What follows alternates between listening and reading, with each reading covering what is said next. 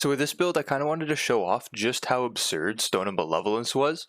I've talked about it before and how I have specifically chosen not to use it for my previous mod builds, just because it's bugged and is generating way too much mod power. And what boss better to show it off than against Bloat King, who is super duper hard to kill quickly just because of how his floating wisp mechanic works. And you can see the results are pretty great. I'm getting Big Bang back so quickly that I'm shooting almost the full thing up every few seconds, just because my mod power regen is insane. The fact that I can swap between Firestorm and Big Bang and always have the mod on call whenever I want it is ridiculous, especially Big Bang with its 5 mod charges. Now, I won't be using this again in future builds unless it gets fixed, but if you do enjoy these types of videos or I make a unique build to take on a boss, it would be great if you could like and subscribe and maybe leave a comment as well. I'm just going to show you the difference of how ridiculous Stone of Malevolence is versus not using it. So I don't use any additional buffs here. I literally just fire my mods and just mod swap between them. No skills, no consumables, except for the concoction, no relics. And you can see the difference is night and day. This is not a 15% additional mod power boost. This is something ridiculous. Now, as usual, I'm going to go into a bit more of an in-depth breakdown of the build that I used. So let's start with the weapons, mods, and mutators. To start off, we have Starshot. We used it for its mod, Big Bang, because it's probably the strongest individual mod for strictly damage. However, you needed to have a lot of charges to really get that damage going like crazy, but that's not an issue with the crazy mod power regen that we're pulling off. Then we put on Failsafe just for extra mod damage as well as the 15% chance to not consume a charge, which will mean that we don't have to regen as much mod power when we swap back to it after going to a Firestorm and then back to Big Bang. For a melee weapon, we slotted Hero's Sword, but it's not actually important. In this fight specifically, you can put in whatever you want.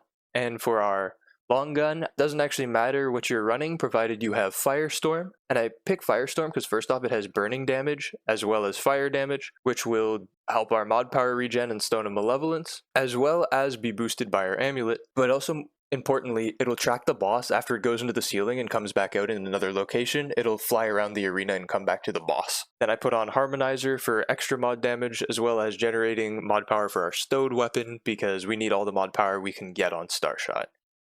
For our archetypes, I went Archon and Summoner, the old and gold combo of mod builds. Archon obviously because it's just everything mod related that you could ever want. Slotted Chaos Gate because it's just more damage. Archon in the prime slot for its prime perk to get more mod power per second. And then in our secondary slot, we have Summoner because it is a phenomenal second slot for any mod build that you could ever want. And we just use the flyers because the flyers are the least likely to get killed, as well as there's 2 of them and they can actually hit the boss. For our amulet and rings, I slotted in Talisman of the Sun because we're doing a lot of fire damage, but more importantly, our burning damage is actually going to be really high, just do 5 charges of Starshot.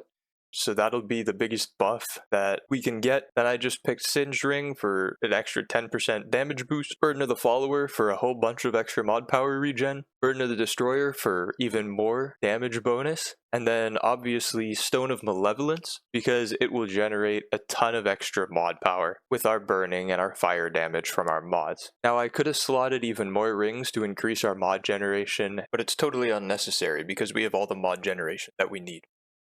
For our relic and fragments, I picked the reprocessed heart because we're just going all out mod regen, and this will convert a bunch of our health to mod power. We will need to do something about losing so much health this way because it is very possible to die in this fight, especially considering the fact that we're barely dodging. We're kind of just half-heartedly strafing, but we'll deal with that with a bunch of traits. And then for our fragments, we put in elemental damage because we're doing a bunch of fire and burning damage.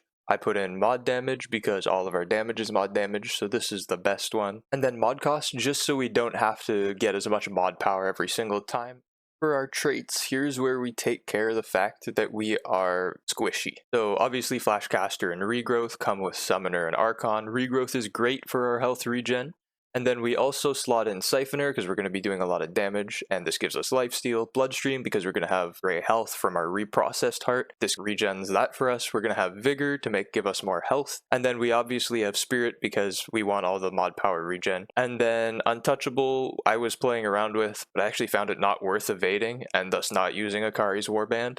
And then Triage just for a bit of extra healing here and there. And then Swiftness for that extra strafe movement speed, just so we can hopefully avoid some of the wisps that are shooting towards us. Technically Footwork would be better, but I was trying a bunch of different strats and I didn't respec.